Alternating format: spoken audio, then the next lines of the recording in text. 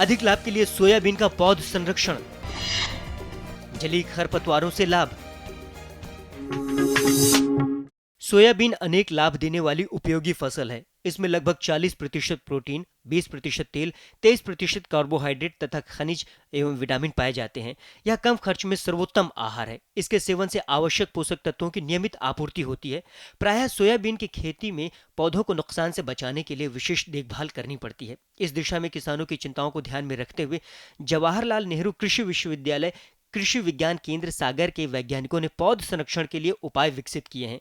इन उपायों के तहत यह बताया गया है कि सोयाबीन के खेतों में सुबह शाम के वक्त दिखाई देने वाली इल्लियों व अंडों के समूहों को इकट्ठा कर नष्ट कर देना चाहिए।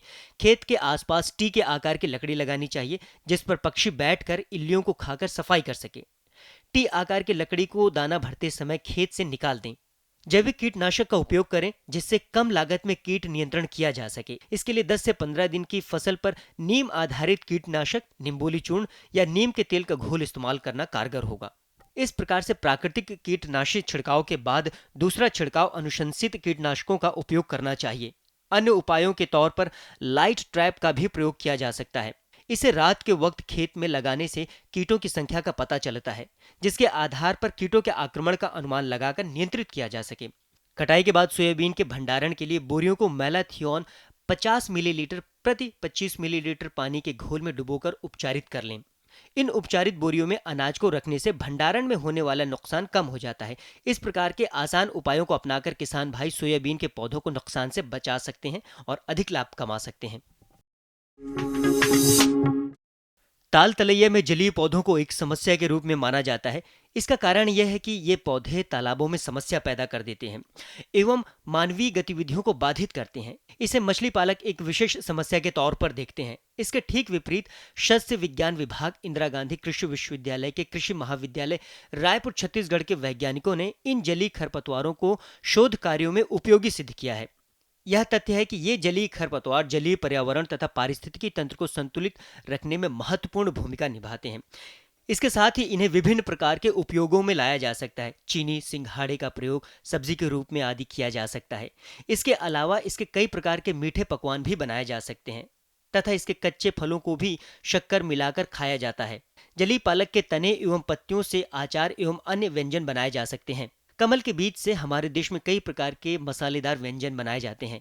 जलीय खरपतवार क्लोरेला खेत की सामान्य फसलों धान एवं गेहूं की तुलना में 50 से 60% ज्यादा कार्बोहाइड्रेट पैदा करती है।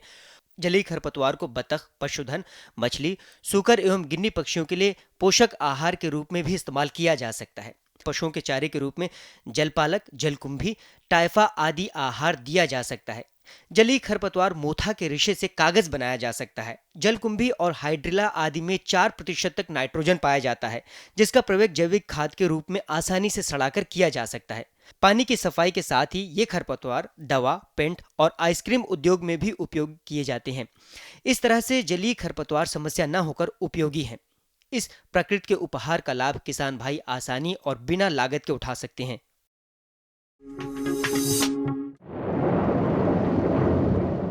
मौसम विज्ञान विभाग के अनुसार अगले 24 घंटों में अनुमान है कि जम्मू कश्मीर, हिमाचल प्रदेश व उत्तराखंड की ऊंची पहाड़ियों पर बादल छाए रहेंगे व कुछ भागों में हल्की बारिश होने का अनुमान है।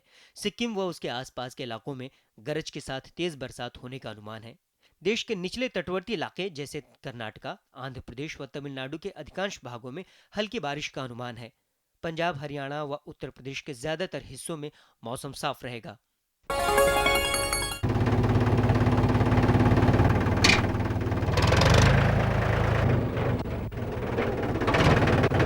अरे हरकू वाह, बीज, कीटनाशक और आज खाद भी। अरे इतना खर्चा कहाँ से? अरे खर्च की चिंता किसे है, मेरे पास है ये किसान क्रेडिट कार्ड। कार्ड? अरे बैंकों द्वारा जारी इस कार्ड से किसान उसकी सीमा तक की रकम कभी भी बैंक से निकलवा सकता है और खेती बाड़ी की सामग्री कभी भी खरीद सकता है। तो हरकू भैया एक कार्ड मेरे लिए भी।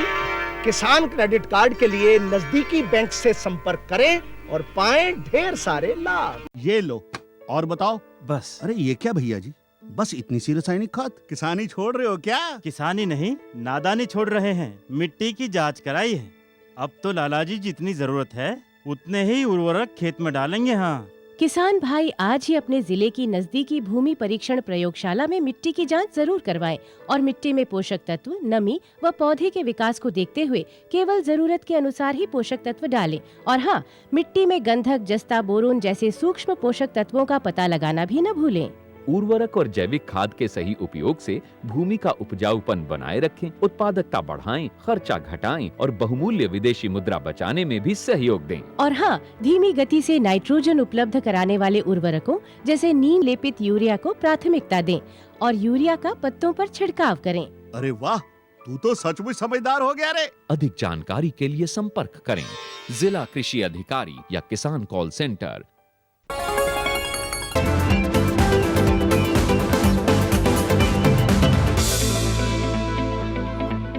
हमारे देश में जब से हरित क्रांति आई है, हमारे किसान भाइयों पर दबाव बढ़ता जा रहा है।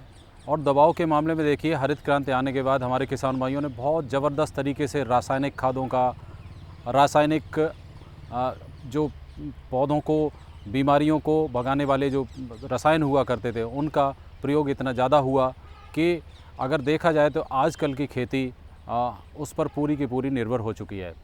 और निर्भर होने के साथ साथ हम ये देख रहे हैं कि इतनी सारी रासायनिक खादें प्रयोग करने के बावजूद भी हमारे किसान भाइयों को जितना फ़ायदा होना चाहिए था वो नहीं हो रहा है। इसका मुख्य कारण ये है कि हम ज़्यादा से ज़्यादा खेत में नाइट्रोजन वाली खाद लगाई या फास्फोरस वाली खाद दे दी या हमने पोटेशियम वाली खाद दे दी, ज़्यादा से ज़्यादा जिंक दे दिया। तो लेकिन जो पौधे की जो ज़रूरत है 16 तत्वों की, वो तो पूरी नहीं हो पाई। लेकिन पौधे ने वो 16 तत्व ज़मीन से ज़रूर लिए। धीरे धीरे क्या हुआ कि ज़मीन से जैसे ही वो 16 तत्व निकलते गए, ज़मीन में उनकी कमी होती गई। हम 4-5 तत्व तो उनको देते रहे, लेकिन बाकी तत्वों की हमारी ज़मीन में कमी होती रही। अब आज नौबत ये आ गई है कि पहले जैसे हम अगर 100 किलो यूरिया से जितना उत्पादन लेते थे, वो उत्पादन हम अब 150 किलो यूरिया प्रयोग करने से भी नहीं ले पा रहे। मेरा कहने का मतलब है कि जितने मात्रा से पहले काम चल जाता था, अब उसके 1.5 गुनी या 2 गुनी मात्रा प्रयोग करने पर भी उतनी पैदावार नहीं मिलती। इस पैदावार के साथ साथ हम देख रहे हैं वो पैदावार की जो गुणवत्ता है, जो प्रोड्यूस, जो उत्पाद है आपका, उसकी गुणवत्ता भी कम होती जा रही है। इस सब के पीछे कारण यही है कि हमारे जो पोषक तत्व हैं वो संतुलित मात्रा में पौधों को नहीं मिल रहे हैं। हमारी ज़मीन की दशा खराब हो रही है। हमारे जितने भी उत्पाद हैं वो इन रसायनों से जहरीले हो रहे हैं और जहरीले होने के साथ साथ ये हमारे पूरी की पूरी जो हमारी जनसंख्या है उसको विभिन्न तरीके से नुकसान कर रहे हैं। जनसंख्या में देखिए बीमारियां कितनी बढ़ रही हैं, नई नई बीमारियां आ रही हैं हमारे बच्चों में, बूढ़ों में, कहीं कैंसर बढ़ रहा है, कहीं कुछ बढ़ रहा है। तो ये सारे दुष्परिणाम हमारे ग्रीन रेवोल्यूशन के बाद, जो हरित क्रांति आई उसके बाद जो रसायनों का प्रयोग हुआ, जो रासायनिक उर्वरकों का प्रयोग हुआ, इन सब की वजह से ये सारी की सारी परेशानियाँ आनी शुरू हो गई। लेकिन हमारी इतनी बड़ी जनसंख्या का दबाव जो हमारे खेतों पर है, उसे कम करने का हमारे पास कोई साधन भी तो नहीं था। लेकिन हमने अपना जो पहले हम कर रहे थे, जब हरित क्रांति नहीं थी, उस समय हम क्या करते थे, हमारे पास बहुत सारे पशु होते थे, पशुधन होता था, गाय होती थी, भैंस होता था, और उन सब का बचा खुचा चारा, गोबर, मलमूत्र सब इकट्ठा करके हम लोग उसका गोबर की खाद बनाते थे। और गोबर की खाद ही खेत में उर्वरक के रूप में या खाद के रूप में जो पोषक तत्वों का स्रोत था उसके रूप में प्रयोग करते थे। तो इससे यह है कि पौधों को संतुलित मात्रा में सारे पोषक तत्व मिल जाते थे और उपज भी अच्छी होती थी, गुणवत्ता भी अच्छी होती थी। दूसरे पौधों में बीमारियों, कीड़ों मकोड़ों से लड़ने की क्षमता भी थी, क्योंकि उस टाइम पे जो प्रजातियां होती थी वो हमारे वातावरण के अनुकूल ढली हुई होती थी। अब जो नई प्रजातियां विकसित कर रहे हैं उनकी पैदावार तो ज़्यादा है, लेकिन वो नए वातावरण में कभी कभी ऐसा देखा गया है कि बिल्कुल फेल होती सी नज़र आती हैं और उनमें बीमारी और ये जो कीड़े मकोड़े वो ज़्यादा लगते हैं। तो इन सब को अब करें तो करें क्या? इस सब के लिए पुनः हमारी सरकार विशेष ध्यान दे रही है कि किसी तरीके से हम थोड़ा सा उर्वरकों से अपनी निर्भरता हटाकर धीरे धीरे जो जैविक खादें हैं, जो जैविक उर्वरक हैं, उन सब को हम प्रयोग करें।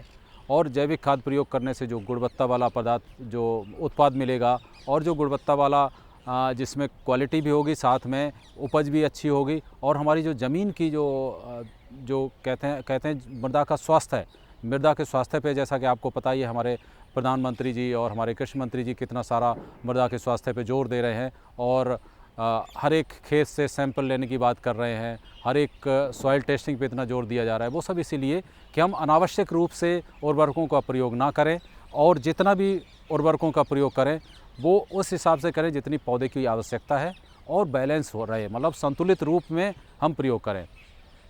तो इसके लिए हमें करना क्या है? करने के लिए वैसे तो हमारे पास जितने भी ऑर्गेनिक या जैविक पदार्थ होते हैं उनको सड़ा गलाकर अगर हम कंपोस्ट बना लें तो निश्चित ही वो कंपोस्ट मात्रा तो उसकी ज़्यादा होगी, उसमें पोषक तत्व की मात्रा कम होती है, लेकिन हमारे पास बहुत ऐसे हमारे गांव में उपलब्ध है, हमारे खेतों में उपलब्ध है, वो उनसे हम पोषक तत्वों की भरपाई कर सकते हैं।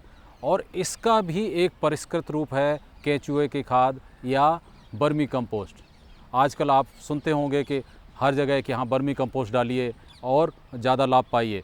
तो बर्मी कंपोस्ट एक ऐसी कंपोस्ट है, ये भी एक तरीके से जैविक खाद के रूप में प्रयोग की जाती है, जैविक खाद ही है। और इसे बनाने के लिए जो प्राकृतिक रूप से सड़ने गलने की प्रक्रिया होती है वो न होकर इसको सड़ाने गलाने का काम करते हैं हमारे एक विशेष प्रकार के केंचुए।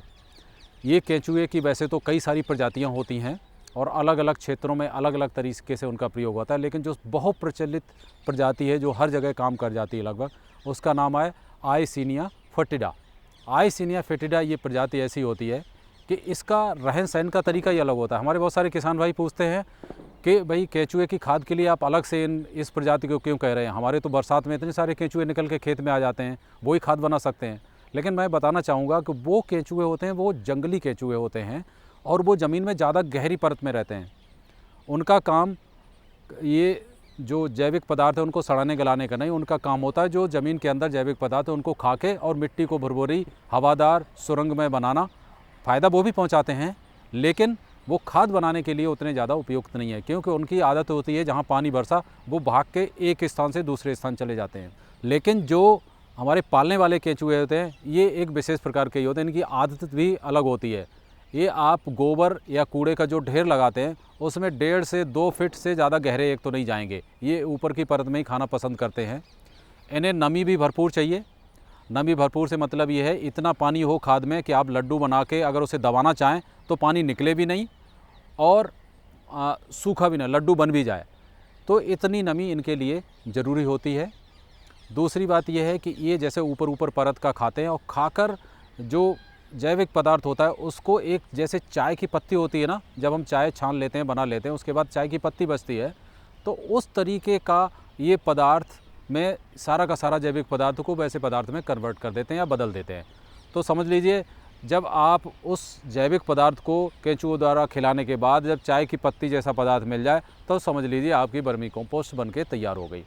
तो ये है बर्मी कंपोस्ट। अब इसके बनाने के तरीके हम अगर देखें तो बनाने के तरीक़ों में कई तरीके इसके लिए सुझाए गए हैं, क्योंकि बहुत से हमारे किसान भाई अपने खेतों पर इसे कर रहे हैं। बहुत से नए नए जो उद्यमी जिनको छोटे उद्योग धंधे लगाने का, जिनके पास पैसा ज़्यादा नहीं था, तो उन्होंने उद्योग धंधे के रूप में भी इसे करना शुरू कर दिया है। बहुत कम पूंजी लगाकर गोबर की से ज़्यादातर गोबर उपलब्ध हो या जो खेत का अवशेष हो, उन सब चीज़ों को मिलाकर हम केंचुओं के लिए खाद्य सामग्री तैयार करते हैं। तो छोटे छोटे उद्योग भी हमारे जो बेरोजगार युवक थे गांव के, उन्होंने भी ये धंधा लगाकर उससे अच्छी खासी कमाई कर रहे हैं। किसान तो कर ही रहे हैं और कुछ बड़े बड़े एंटरप्रेनर, बड़े बड़े भी उद्योग वाले, बड़ी बड़ी कंपनी भी आ रही हैं जो कि आजकल इस बर्मी कंपोस्ट पे ध्यान दे रही हैं। तो इसके बनाने का जैसे जैसे ज़्यादा लोग इसे स्वीकार कर रहे हैं वैसे वैसे बनाने के तरीके भी बदल रहे हैं। तो एक तो जो सबसे सादा तरीका है, इसको सादा छाया चाहिए, एक तो मतलब हमें धूप से बचाना है। दूसरा जो है कि सीधी सीधी जो बरसात हो रही, बरसात का पानी उसमें नहीं जाने देना है। वो इसलिए नहीं जाने देना, अगर सीधी सीधी बरसात हो गई, ज़्यादा बरसात हो गई तो वो खाद से होते हुए पानी अगर बाहर निकल जाएगा तो अपने साथ में पोषक तत्वों को भी ले जाएगा और आपकी खाद उतनी गुणवत्ता युक्त नहीं रहेगी।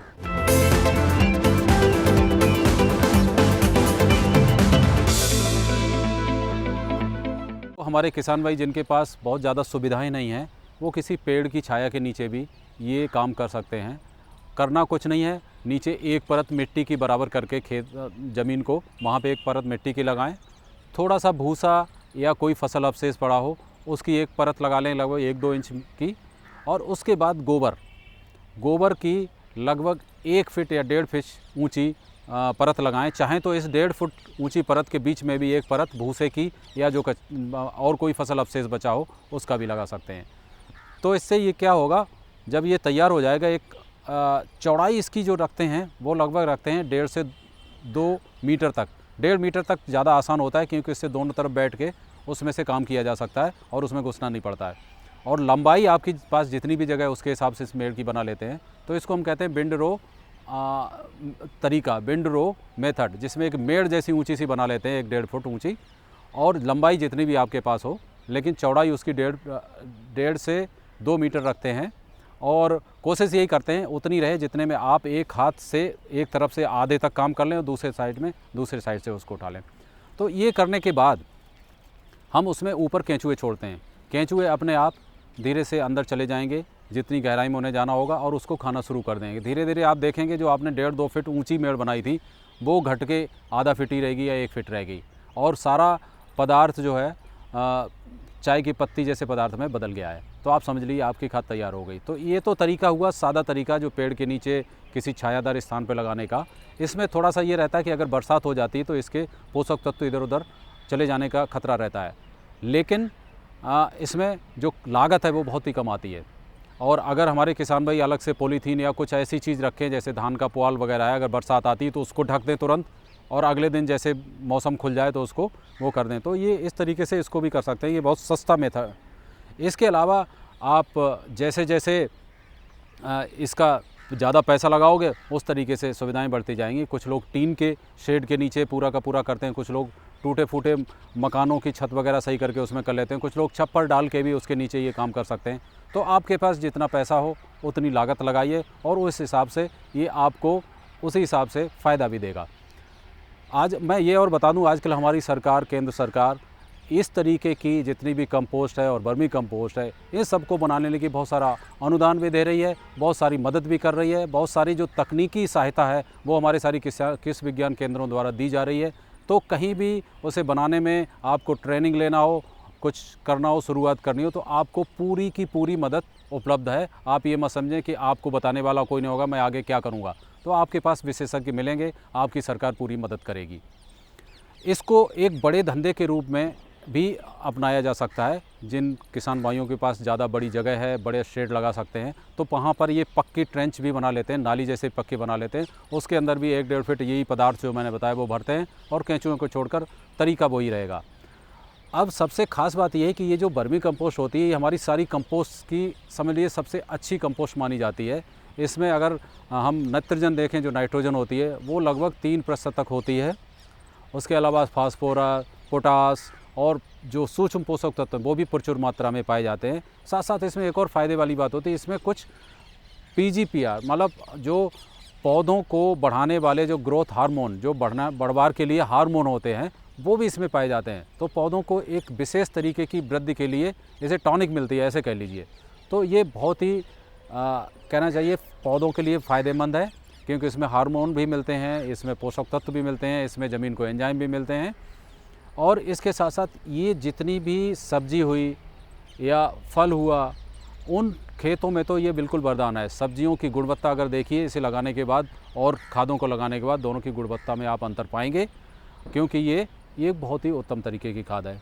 अब इस खाद को बनाने के लिए हमें कुछ विशेष सावधानियाँ रखने की भी ज़रूरत पड़ती है, क्योंकि इस खाद को बनाने के लिए हर तरीके के पेड़ पौधों की पत्तियों का हम प्रयोग नहीं कर सकते।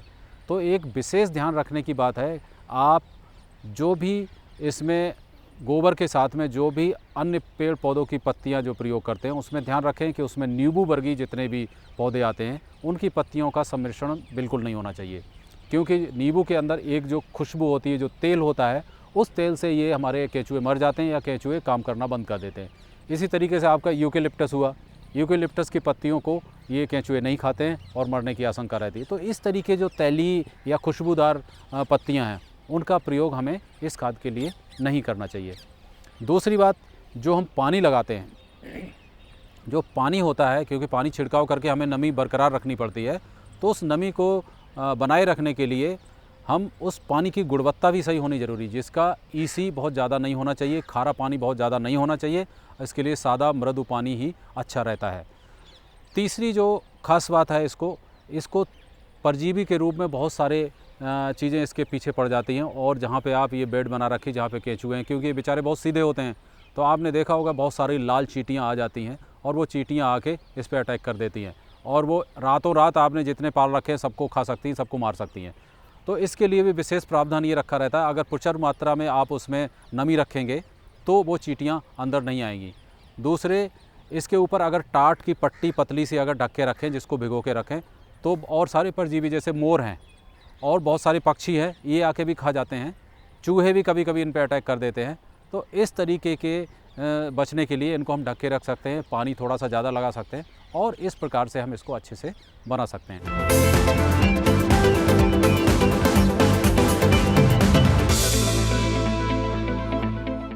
अन्य जैविक खादों की तुलना में अगर देखा जाए तो ये केंचुए से बनी हुई खाद, चूँकि सारे पोषक तत्वों में और जो मृदा के एंजाइम होते हैं, इसके अलावा हार्मोन होते हैं, उनमें प्रचुर मात्रा में पाया जाता है और इसके प्रयोग करने से ये देखा गया है कि इसकी मात्रा भी अन्य कंपोस्ट खादों की तुलना में कम प्रयोग करनी पड़ती है।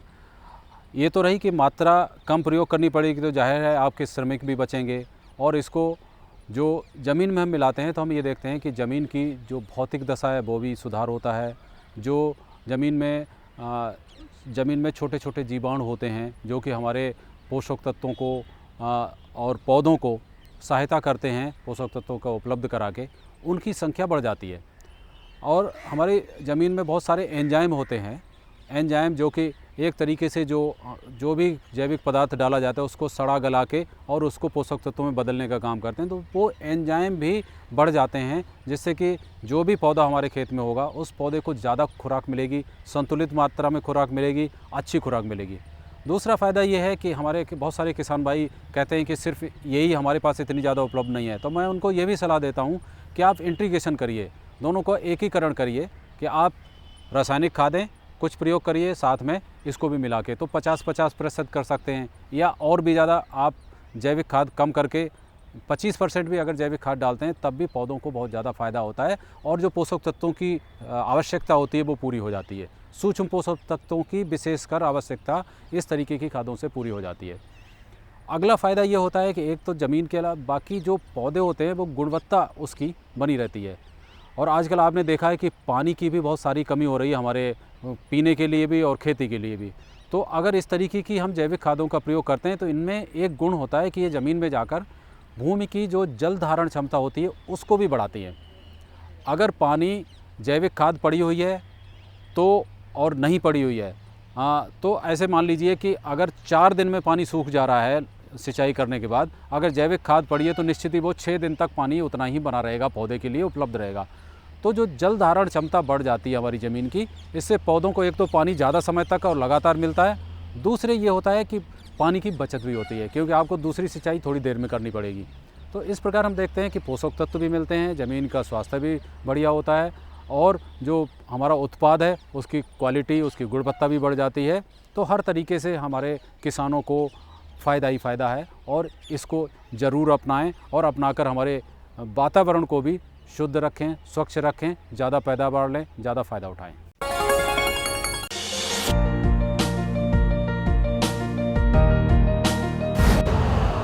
यूरिया का स्वदेशी उत्पादन 70 लाख टन बढ़ाने के लिए 6 उर्वरक संयंत्रों का उद्धार किया जा रहा है। FCIL के गोरखपुर, सिंदरी, तलचर और रामागुंडम संयंत्र, HFCL की बरौनी इकाई और BVFCL की नामरू फोर्थ। सोने पर सुहागा ये है कि देश में अब बनेगा सिर्फ नीम लेपित यूरिया, क्योंकि इससे होगा किसानों का फायदा ही फायदा। अनाज का उत्पादन 10% तक बढ़ेगा, बढ़ेगी 10 से 15% नाइट्रोजन क्षमता।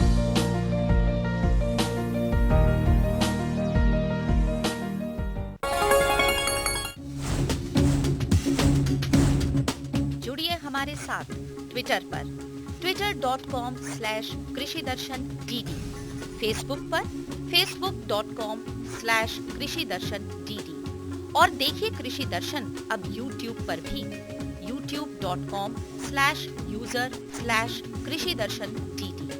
भेजे हमें मेल कृषिदर्शन-dd@gmail.com पर। आपको हमारा कार्यक्रम कृषि दर्शन कैसा लगा? अपने सुझाव, प्रतिक्रियाएं एवं सवाल हमें इस पते पर भेजें। कृषि दर्शन, कमरा नंबर 10, CPC दूरदर्शन, खेलगांव, नई दिल्ली 110049।